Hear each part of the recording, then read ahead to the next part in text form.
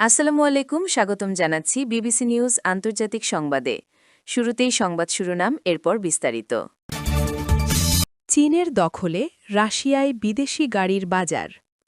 রাশিয়ায় ক্ষেপণাস্ত্র উৎপাদনকারী কারখানায় হামলার দাবি ইউক্রেনের। রাশিয়ায় বৈকাল হ্রদে বাস ডুবে ৮ চীনা পর্যটকের মৃত্যু। রাশিয়ায় হেলিকপ্টার বিধ্বস্তে নিহত ৩। দর্শক, এতক্ষণ শুনছিলেন সংবাদ শিরোনাম। এখন বিস্তারিত। আপনি যদি ইসরায়েলের ধ্বংস চান এবং মুসলিমদের পাশে থাকেন, তাহলে ভিডিওতে লাইক করে চ্যানেলটি অবশ্যই সাবস্ক্রাইব করে দিবেন এবং আপনার মূল্যবান মতামত অবশ্যই কমেন্টে লিখে জানিয়ে দিবেন। এখন বিস্তারিত। চীনের দখলে রাশিয়ায় বিদেশি গাড়ির বাজার।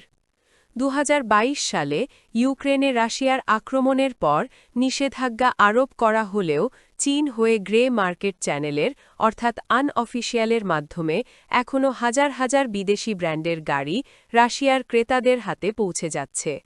রপ্তানি সংস্থা বলছে, জাপানি, জার্মান ও দক্ষিণ কোরীয় ব্র্যান্ডের গাড়ি বিভিন্ন মধ্যস্থতাকারীর মাধ্যমে রপ্তানি হচ্ছে, যা অনেক ক্ষেত্রে কর্পোরেট প্রত্যাহার অঙ্গীকার ও রপ্তানি নিয়ন্ত্রণ সংস্থাকে পাশ কাটিয়ে যাচ্ছে। এই গাড়িগুলোর অনেকেই চীনে যৌথ উদ্যোগে উৎপাদিত অথবা সেখানে পাঠানোর পর পুনরায় রপ্তানি করা হয়।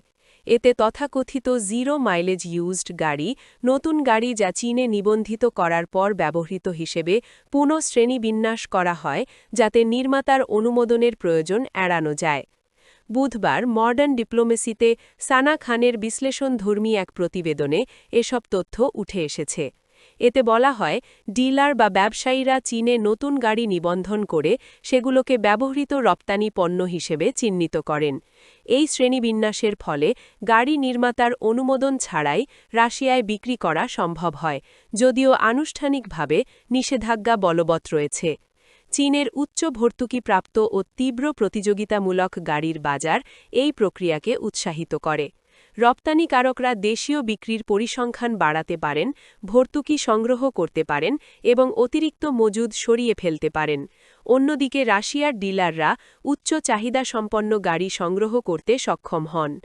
রুশ বিশ্লেষণ সংস্থা অটোস্ট্যাট এর নিবন্ধন তথ্য অনুযায়ী চীন হয়ে আসা আমদানি এখন নিষেধাজ্ঞা আরোপকারী দেশগুলোর ব্র্যান্ডের একটি বড় অংশ জুড়ে রয়েছে। ২০২৫ সালে এ ধরনের দেশগুলোর গাড়ি নির্মাতাদের বিক্রি হওয়া প্রায় ১,৩০,০০০ গাড়ির প্রায় অর্ধেকই চীনে উৎপাদিত। ২০২২ সাল থেকে এ ধরনের বিদেশি ব্র্যান্ডের গাড়ি রাশিয়ায় বিক্রি হয়েছে।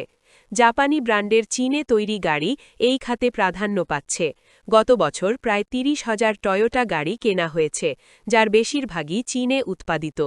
রাশিয়ার ক্রেতারা এখনও পশ্চিমা ও জাপানি ব্র্যান্ডকে প্রাধান্য দেন, বিশেষ করে প্রিমিয়াম মডেলগুলোকে। ডিলাররা জানিয়েছেন, তারা স্তরভিত্তিক মধ্যস্থতাকারী নেটওয়ার্কের মাধ্যমে গাড়ি সংগ্রহ করছেন, যাতে ক্রেতাদের চাহিদা পূরণ করা যায়, যেমন মার্সিডিজ বেঞ্জ, বিএমডব্লিউ ও টয়োটা ব্র্যান্ডের ক্ষেত্রে। চীনে ছাড়ে বিক্রি হওয়া জিরো মাইলেজ ইউজড গাড়িগুলো রাশিয়ায় প্রায় নতুন গাড়ির দামে বিক্রি হচ্ছে, যা শক্তিশালী ভোক্তা চাহিদা ও সীমিত আনুষ্ঠানিক সরবরাহকে প্রতিফলিত করে। ভোল্কসওয়াগেন গ্রুপ ও বিএমডব্লিউ সহ বিভিন্ন গাড়ি নির্মাতা জানিয়েছে, তারা রাশিয়ায় রপ্তানি নিষিদ্ধ করেছে এবং চুক্তিগত সুরক্ষা ও ডিলার প্রশিক্ষণ কার্যক্রম চালু করেছে। তবে জটিল সরবরাহ শৃঙ্খল ও তৃতীয় পক্ষের ওপর নির্ভরতার কারণে বাস্তবায়ন কঠিন রয়ে গেছে। প্রিমিয়াম জার্মান এসইউভি এখনও সচ্ছল রুশ ক্রেতাদের মধ্যে বিশেষভাবে জনপ্রিয়। গত বছর রাশিয়ায় বিএমডব্লিউ, মার্সিডিজ বেঞ্জ ও ভোল্কসওয়াগেন গ্রুপের ব্র্যান্ডের প্রায় ৪৭,০০০ গাড়ি নিবন্ধিত হয়েছে, যার বেশিরভাগই চীনে উৎপাদিত। এমনকি শুধুমাত্র ইউরোপে উৎপাদিত মডেল যেমন মার্সিডিজ বেঞ্জ চীনের মাধ্যমে রাশিয়ায় পৌঁছায় বলে ধারণা করা হয়। রাশিয়ার ক্ষেপণাস্ত্র উৎপাদনকারী কারখানায় হামলার দাবি ইউক্রেনের। রাশিয়ার উদমুর্তিয়া অঞ্চলে একটি ব্যালিস্টিক ক্ষেপণাস্ত্র উৎপাদনকারী কারখানায় ক্ষেপণাস্ত্র হামলা চালানোর দাবি করেছে ইউক্রেন। শনিবার ২২ ফেব্রুয়ারি ইউক্রেনের জেনারেল স্টাফ এ দাবি করেন। ইউক্রেন জানিয়েছে, দেশটির সেনারা মস্কোর পূর্বে ভটকিন্সকে অবস্থিত রাশিয়ার ক্ষেপণাস্ত্র উৎপাদনকারী কারখানাটিতে হামলা চালিয়েছে। এই কারখানায় ছোট পরিসরের ইস্কান্দার এবং আন্তঃমহাদেশীয় টোপল এম ক্ষেপণাস্ত্র তৈরি করা হচ্ছিল।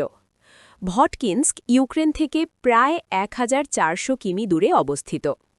ইউক্রেনের সেনারা সামাজিক যোগাযোগ মাধ্যম টেলিগ্রামে দেওয়া এক বিবৃতিতে জানিয়েছে তারা দেশীয়ভাবে তৈরি ও ভূমি থেকে উৎক্ষেপণযোগ্য ফ্ল্যামিঙ্গো ক্রুজ ক্ষেপণাস্ত্র ব্যবহার করেছে। ইউক্রেনের সামরিক বাহিনী জানিয়েছে হামলার ফলে কারখানার এলাকায় আগুন ধরে যায়। রাশিয়ার উদমুর্তিয়া অঞ্চলের গভর্নর আলেকজান্ডার ব্রেচালভ আগেই জানিয়েছিলেন ওই এলাকায় একটি স্থাপনায় রাতে ড্রোন হামলা চালানো হয়েছে। রাশিয়ায় বৈকাল হ্রদে বাস ডুবে ৮ চীনা পর্যটকের মৃত্যু। রাশিয়ার সাইবেরিয়ায় বৈকাল হ্রদে বরফ ভেঙে একটি বাস ডুবে ৮ চীনা পর্যটকের মৃত্যু হয়েছে। রাশিয়ার জরুরি পরিস্থিতি বিষয়ক মন্ত্রণালয়ের আঞ্চলিক শাখা এই তথ্য নিশ্চিত করেছে। স্থানীয় সময় শুক্রবার ২০ ফেব্রুয়ারি এ ঘটনা ঘটে। ইরকুৎস্ক অঞ্চলের গভর্নর ইগর কোবজেভ টেলিগ্রাম পোস্টে লিখেছেন, হিমায়িত হ্রদ পার হওয়ার সময় একজন চীনা পর্যটক বাস থেকে বের হয়ে প্রাণে বাঁচতে সক্ষম হন। তিনি বলেন, নিহতদের মধ্যে ৭ জন চীনা পর্যটক এবং চালক রয়েছেন। চীনের কনসুলেট জেনারেলকে ইতোমধ্যেই বিষয়টি জানানো হয়েছে। রাশিয়ার জরুরি মন্ত্রণালয় জানিয়েছে প্রায় ৩ মিটার চওড়া বরফের ফাটলে বাসটি পড়ে যায় এবং পরে হ্রদের পানিতে তলিয়ে যায়। পরে উদ্ধারকারীরা পানির নিচে ক্যামেরা ব্যবহার করে তল্লাশি চালিয়ে ৭ জনের লাশ উদ্ধার করেছেন। আঞ্চলিক প্রসিকিউটরের কার্যালয় জানিয়েছে পর্যটকবাহী বাস ডুবে যাওয়ার পর ঘটনা খতিয়ে দেখতে তদন্ত শুরু হয়েছে। উল্লেখ্য, বিশ্বের গভীরতম স্বাদুপানির হ্রদ হিসেবে পরিচিত লেক বৈকাল সাইবেরিয়ার অন্যতম জনপ্রিয় পর্যটন কেন্দ্র। এটি মঙ্গোলিয়ার ঠিক উত্তরে অবস্থিত এবং বিশেষ করে চীনা পর্যটকদের কাছে বেশ জনপ্রিয়। শীতকালে হ্রদটির বিশাল জলরাশি বরফে ঢেকে যায়। তখন বরফের স্তরে স্ফটিকের মতো স্তম্ভ তৈরি হয় এবং নিচে আটকে থাকা ঢেউয়ের কারণে ভাঙনের বিশেষ ধরনের শব্দ শোনা যায়, যা পর্যটকদের কাছে আকর্ষণীয়। বরফ জমে গেলে কর্তৃপক্ষ নির্দিষ্ট কিছু বরফ সড়ক চালু করে, যা নিয়মিত তদারকি করা হয় এবং পরিস্থিতি অনুযায়ী নির্দিষ্ট ধরনের যানবাহন চলাচলের অনুমতি দেওয়া হয়। তবে নির্ধারিত পথের বাইরে গাড়ি চালানো আনুষ্ঠানিকভাবে নিষিদ্ধ।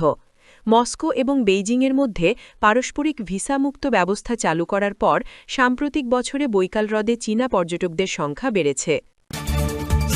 রাশিয়ায় হেলিকপ্টার বিধ্বস্তে নিহত ৩। রাশিয়ার পূর্বাঞ্চলের আমুর অঞ্চলে একটি হেলিকপ্টার বিধ্বস্ত হয়ে অন্তত ৩ জন নিহত হয়েছেন। শনিবার ২১ ফেব্রুয়ারি সংশ্লিষ্ট কর্তৃপক্ষ এ তথ্য নিশ্চিত করেছে। তুরস্কের বার্তা সংস্থা আনাদোলু এক প্রতিবেদনে এ তথ্য জানিয়েছে। আমুর অঞ্চলের সরকার এক বিবৃতিতে জানিয়েছে, আগের দিন রাডার থেকে নিখোঁজ হওয়া একটি বেসরকারি হেলিকপ্টার রবিনসনকে উদ্ধার করা হয়েছে। তবে আকাশযানটিতে থাকা আরোহীদের কেউ বেঁচে নেই।